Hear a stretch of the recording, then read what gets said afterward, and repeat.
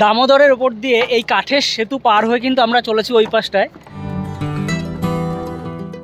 আর এই রুম থেকে বিহারীনাথ পাহাড়ের ভিউটা একবার দেখুন।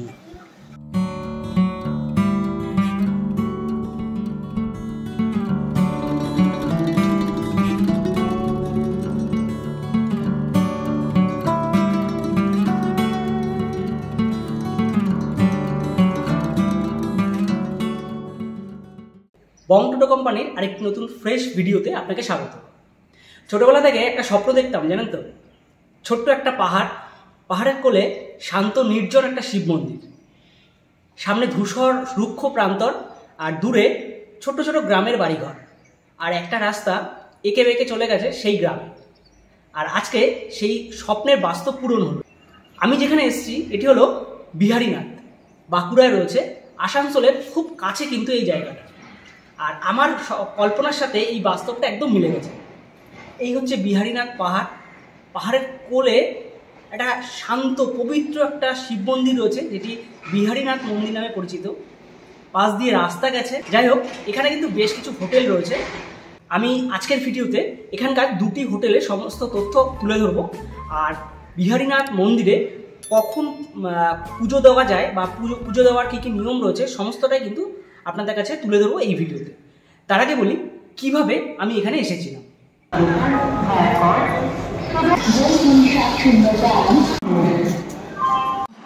জার্নিটা স্টার্ট করছে হাওড়া স্টেশন থেকে। এখান থেকে ধরবো 22387 ব্ল্যাক ডায়মন্ড এক্সপ্রেস। এখান থেকে ছাড়ার টাইম সকাল 6:15। আসানসোল পৌঁছানোর সময় 9:41। আসানসোল যাওয়ার কিন্তু সব থেকে ভালো ট্রেন আমার কাছে এই ব্ল্যাক ডায়মন্ড এক্সপ্রেস। বিহারীনাথ যাওয়ার বেশ কয়েকটি রুট রয়েছে। প্রথমত আপনারা ট্রেনে প্রথমে চলে যান রানীগঞ্জ স্টেশনের বাইরে থেকে আপনারা ছোট গাড়ি ভাড়া করে চলে যেতে পারেন বিহারীনাথ। খরচ পড়ে 1000 টাকার মতো। আর যদি গাড়ি ভাড়া করে না যেতে চান তাহলে রানীগঞ্জ স্টেশন থেকে বাসে চলে যান শালতোর, সেখান থেকে টোটো ভাড়া করে পৌঁছে যেতে পারেন বিহারীনাথ। আর দ্বিতীয় রুট আসানসোল হয়ে যাওয়া যায়, যেটা আমি যাচ্ছি, দেখতে থাকুন।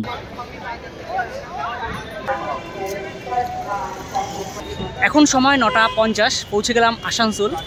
এখান থেকে যাব দামোদরের একটি ঘাট, সেটি হচ্ছে জওহরলাল নেহরু পার্কের ঘাট। টোটো বলা রয়েছে আমাদের, রিজার্ভে যাচ্ছি, 250 টাকা করে নিচ্ছে। আপনারা যদি টোটোতে যান, আমি টোটোর কন্ট্যাক্ট নাম্বার স্ক্রিনে দিয়ে দিচ্ছি। তাছাড়া স্টেশনের বাইরে থেকেও কিন্তু টোটো পেয়ে যাবেন। আসানসোল স্টেশন থেকে নেহেরু ঘাট পর্যন্ত টোটোতে আমাদের সময় লেগেছিল 45 মিনিট থেকে 50 মিনিটের মতো।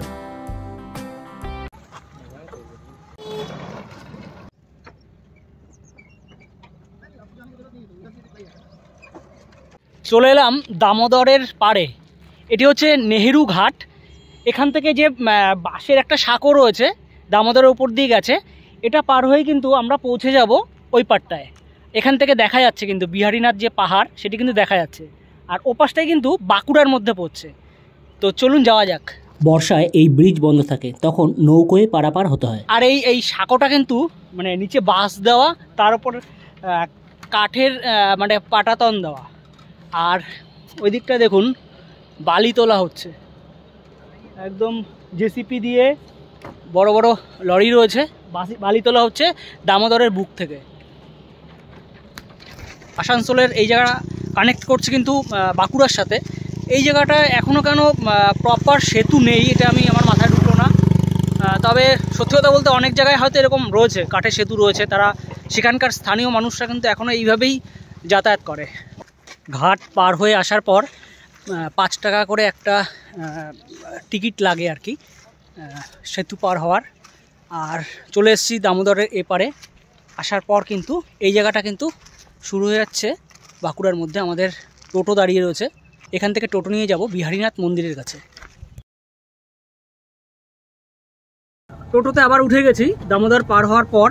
এবার কিন্তু একদম গ্রাম্য সেই রাস্তা শুরু হয়ে গেছে, লাল মাটির রাস্তা। আর এখান থেকে মোটামুটি 20-25 মিনিটের মতো কিন্তু লাগবে বিহারীনাথ মন্দিরের কাছে যাওয়া। আর আপনাদের দেখাচ্ছি পলাশের কিন্তু বন এখানে, যেদিকে তাকাবেন সেদিকে পলাশ। দামোদরের এপারের ঘাট থেকে বিহারীনাথ মন্দির পর্যন্ত টোটোতে ভাড়া নেয় 150 টাকা। তবে এপারে কিন্তু টোটো স্ট্যান্ড নেই। আপনারা যদি এই রুটে আসেন তাহলে অবশ্যই টোটোর সাথে কন্ট্যাক্ট করে তারপরে আসবেন। টোটোর নাম্বার স্ক্রিনে দেওয়া থাকলো। চলে এলাম বাবা বিহারীনাথ হোটেল। এই হোটেলের একদম পাশ দিয়ে কিন্তু একটা রাস্তা গেছে, এই রাস্তা দিয়ে মোটামুটি 3.5-4 মিনিট হেঁটে গেলে কিন্তু মন্দির পড়বে।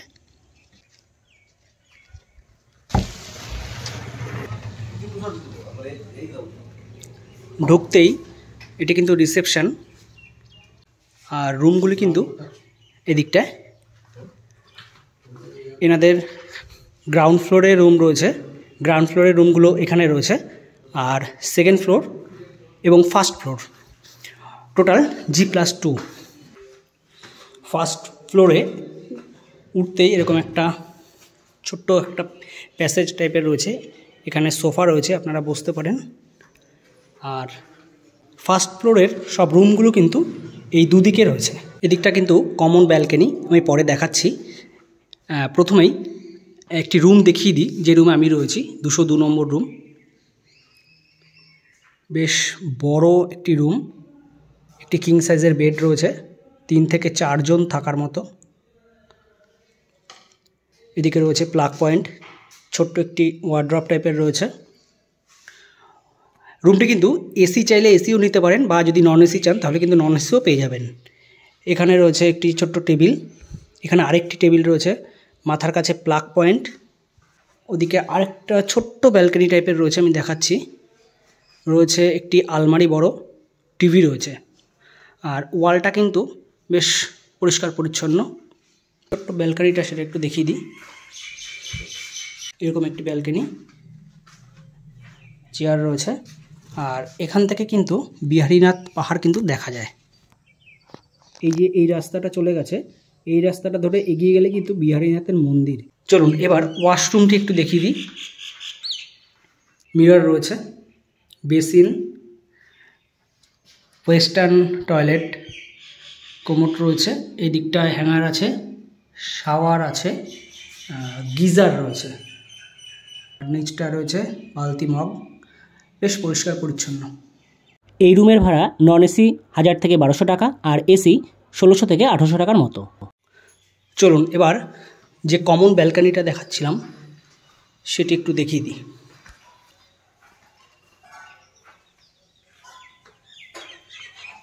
এই ব্যালকনি থেকে কিন্তু বিহারীনাথ পাহাড়ের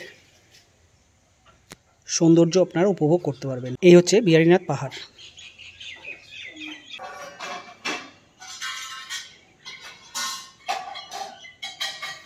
এবার বাবা বিহারীনাথের দর্শনের জন্য বেরিয়ে পড়েছি বিহারীনাথ মন্দিরে। আমাদের হোটেল থেকে বিহারীনাথ মন্দির মোটামুটি 4-4.5 মিনিটের মতো কিন্তু লাগে হেঁটে যেতে, একদম পাশেই বলা চলে। এই যে পাহাড়টি দেখছেন, এটি কিন্তু বিহারীনাথ পাহাড়, আর পাহাড়ের কোলেই কিন্তু বিহারীনাথের মন্দির। এখানে বাবা ভোলানাথ বিহারীনাথ রূপে পূজিত হন। তো চলুন আপনাদের মন্দিরটি দেখাই। এই রাস্তাটা দিয়ে একটু এগিয়ে গেলেই কিন্তু মন্দিরের যাওয়ার রাস্তা। তার আগে পলাশ ফুলের দর্শন পেলাম, যেহেতু এখন বসন্তকাল।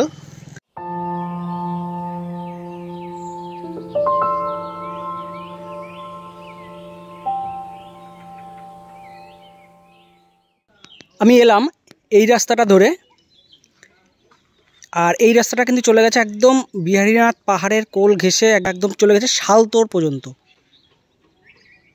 এখানে এরকম একটি বট গাছ, এই পাশ থেকে রাস্তা চলে গেছে বাবা বিহারীনাথ মন্দিরের দিকে।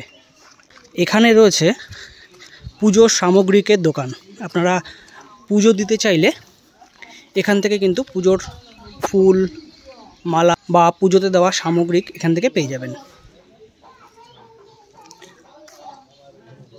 এই হচ্ছে মন্দিরে ঢোকার গেট।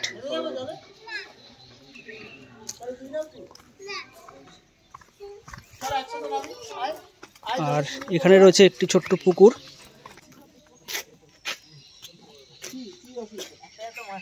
আপনারা পুজো দিতে চাইলে এই পবিত্র পুকুর থেকে জল নিয়ে আপনারা কিন্তু বাবা ভোলানাথের অর্থাৎ বাবা বিহারীনাথের মাথায় ঢালতে পারেন।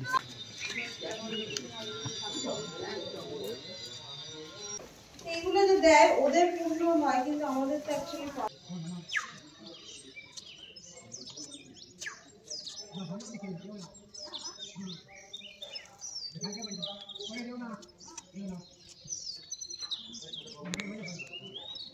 এই হচ্ছে বাবা বিহারীনাথের মন্দির।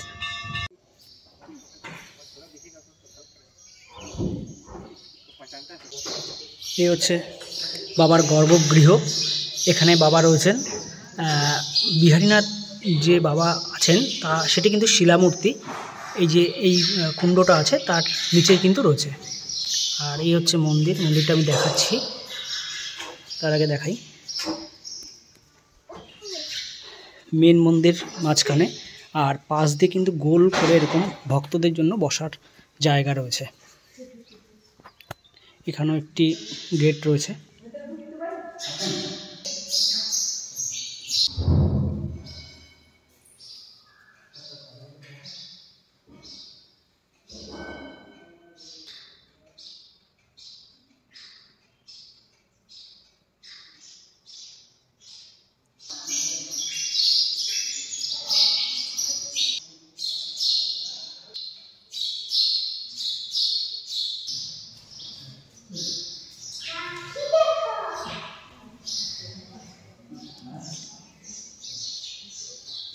এখানে রয়েছে বজরংবলীর মন্দির।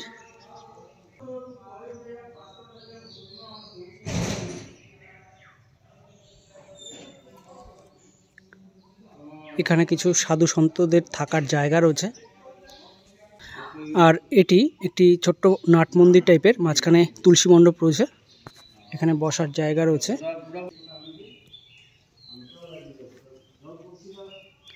কি অসাধারণ দেখুন, পুরো জায়গাটা জুড়ে কিন্তু একটা বড় চাতাল। বাবার পুজো চলছে। এখানে একটি বিশাল নিম গাছ, আর এদিকেও কিছু মন্দির রয়েছে।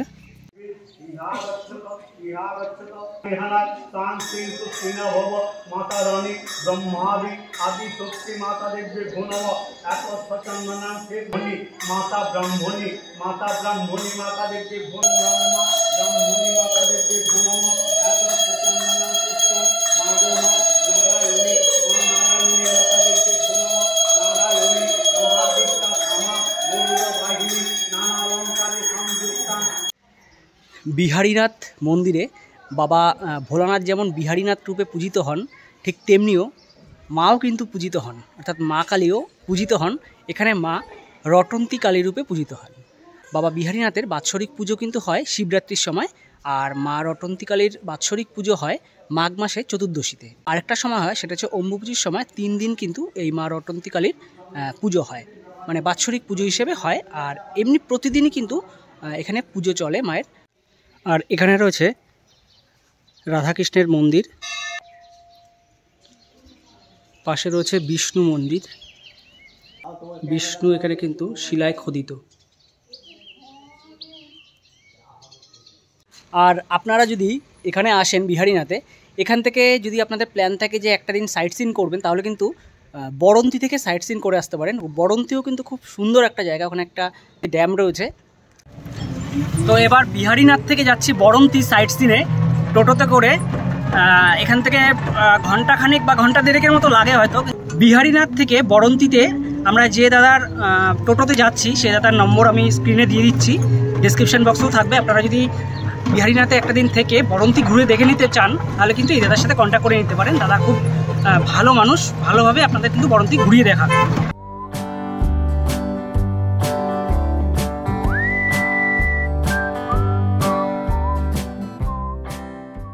বিহারীনাথ থেকে বেরিয়ে ইতুড়ি বলে একটা জায়গা রয়েছে, একটা জমজমাট মার্কেট টাইপের। তো এখান থেকে সকালের খাবারটা খেয়ে নেবো, যেহেতু খেয়ে বেরোয়নি।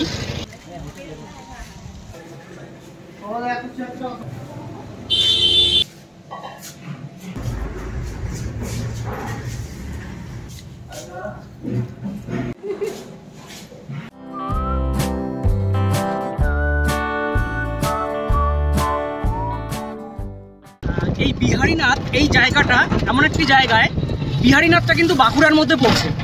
আর আমরা একটু আগে ইতুড়ি মোড় থেকে ব্রেকফাস্ট করে বড়ন্তির দিকে যাচ্ছি। ঠিক এই জায়গাটার থেকে কিন্তু পুরুলিয়ার মধ্যে পড়ে গেল, মানে বড়ন্তিটা অ্যাকচুয়ালি পুরুলিয়ার মধ্যে।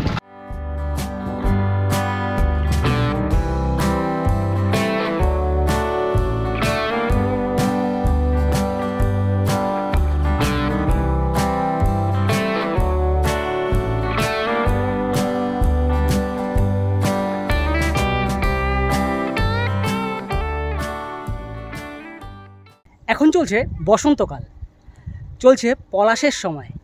আর এই সময়টা আমার মতো অনেককেই কিন্তু পুরুলিয়া বা বাঁকুড়ার লাল মাটি এবং লাল পলাশ প্রবলভাবে টানে।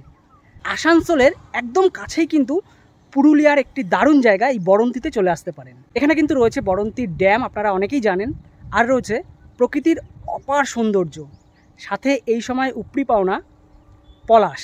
এই জায়গাটা কিন্তু পলাশের রাজত্ব। চারিদিকে পাহাড়ে ঘেরা এই লেক, আর লেকের পাশে রয়েছে বেশ কিছু রিসর্ট। আমি আপনাদের বেশ কিছু রিসর্টের ফোন নম্বরও আমি দিয়ে দেবো, আপনারা এখানে এসে থাকতে পারেন।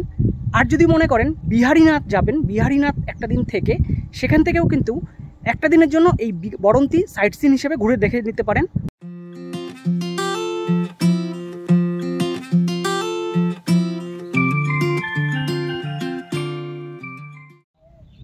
বরন্তিতে দেখুন একটা গ্রাম্য বাড়ি আপনাদের দেখাই, একদম পাতায় ছাওয়া, খেজুর গুড়ের পাটালি এরা করে।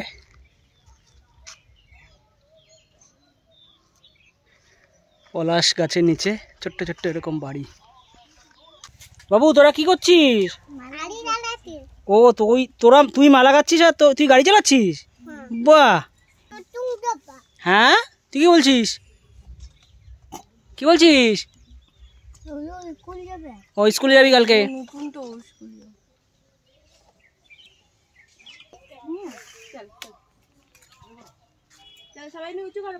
বরন্তির বেশ কিছু রিসর্ট কিন্তু এই একই জায়গায় পেয়ে যাবেন।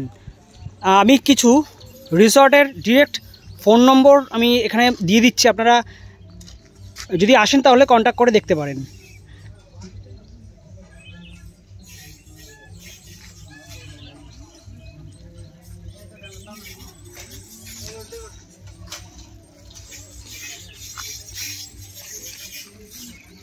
সব কিন্তু এই রাস্তাটায় গেছে, আর লেক কিন্তু একদম পাশেই।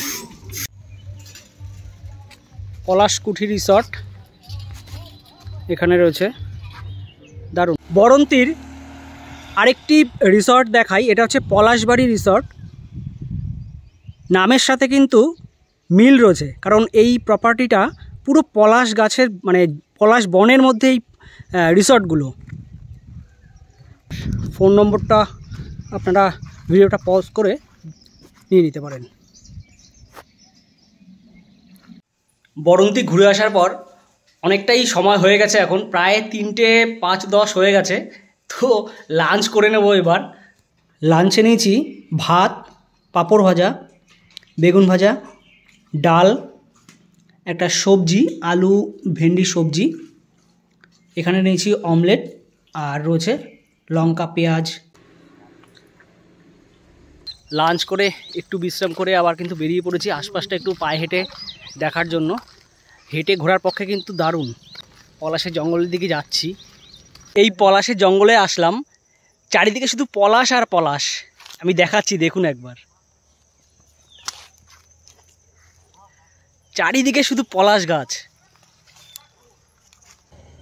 এই পলাশ গাছগুলো সারা বছর কিন্তু রুক্ষতা নিয়ে থাকে, আর এই বসন্তের সময় পলাশ রঙা রঙে একদম রানীর মতো কিন্তু সেজে ওঠে।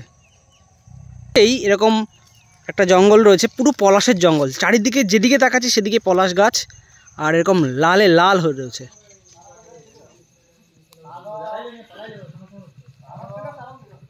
সন্ধ্যার দিকে এই মোড়টায় বেশ কিছু দোকানপাট রয়েছে, এখানে বিভিন্ন চপ থেকে শুরু করে সিঙ্গারা মিষ্টি বিভিন্ন রকম জিনিস পাওয়া যায়।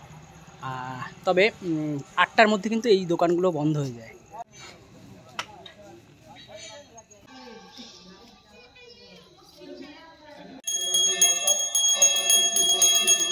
সত্যি যেটা দুপুরে বলছিলাম যে এত শান্তির এই জায়গা, এত তৃপ্তি হয় এই মন্দিরে এসে। সন্ধ্যাবেলায় আবার আসলাম, এসে সন্ধ্যারতি দেখলাম। ডিনারে নিয়েছি রুটি, চিকেন, আর এদিকে রয়েছে কিন্তু স্যালাড, পেঁয়াজ লঙ্কা।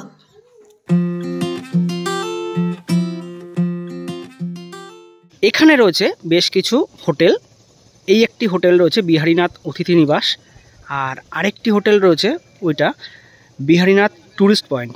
আমি যেটা ছিলাম বিহারীনাথ হোটেল, ওটার থেকেও কিন্তু এই হোটেলগুলোর ভিউটা ভালো, কারণ একদম সামনে থেকে কিন্তু বিহারীনাথ পাহাড়কে দেখা যায়।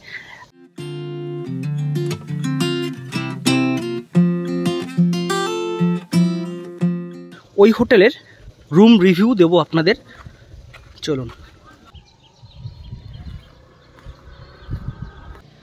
এবার ভেতরে ঢোকা যাক।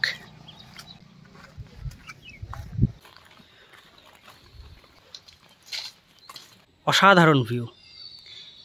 এই হোটেলের সামনে কিন্তু আর কোনো হোটেল নেই বা কোনো অ্যাবস্ট্রাকশন নেই, যার ফলে বিহারীনাথ পাহাড়কে কিন্তু মানে আড়াল করতে পারে না, ফলে অসাধারণ কিন্তু একটা ভিউ পাওয়া যায় এই হোটেলের এখানে যে রুমগুলো রয়েছে সেখান থেকে। বিহারীনাথ ট্যুরিস্ট পয়েন্টের সেকেন্ড ফ্লোরের একটা রুম দেখাবো, তার আগে দেখুন ভিউটা। এই হচ্ছে বিহারীনাথ পাহাড়, এই হচ্ছে ব্যালকনি, পরপর এখানে 4টে রুম রয়েছে, একদম এই পাশাপাশি 4টে রুম। এই সব জায়গায় বসে আপনারা কিন্তু সারাটা দিন এরকম একটা ভিউ পাবেন।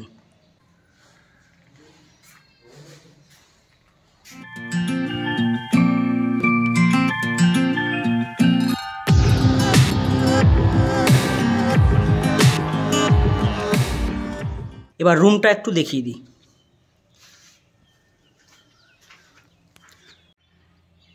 301 নম্বর রুমটি দেখিয়ে দিই আপনাদের। ঢুকতেই এরকম একটি খাট রয়েছে, বেশ বড় সাইজের, 3 জন থাকতে পারবে। 3টে বড় বড় উইন্ডো রয়েছে, সিলিং ফ্যান রয়েছে 2টো, এসি চাইলে এসি নিতে পারেন।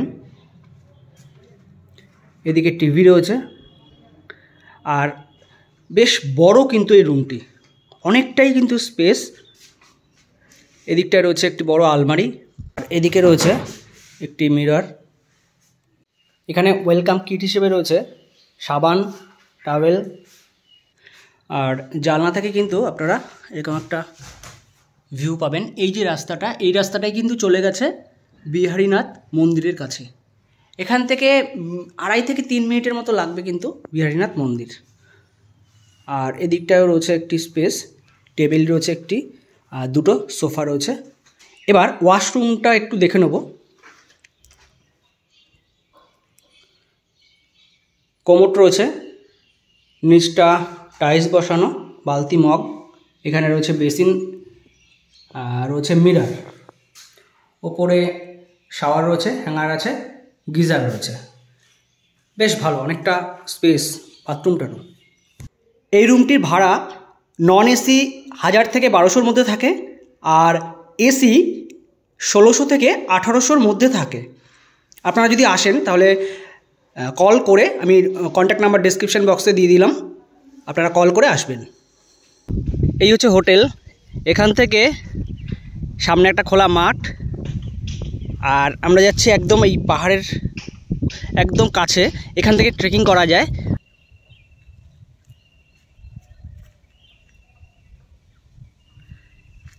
একদম এখান থেকে কিন্তু পাহাড় শুরু, মানে বিহারীনাথ পাহাড় কিন্তু একদম এখান থেকে শুরু।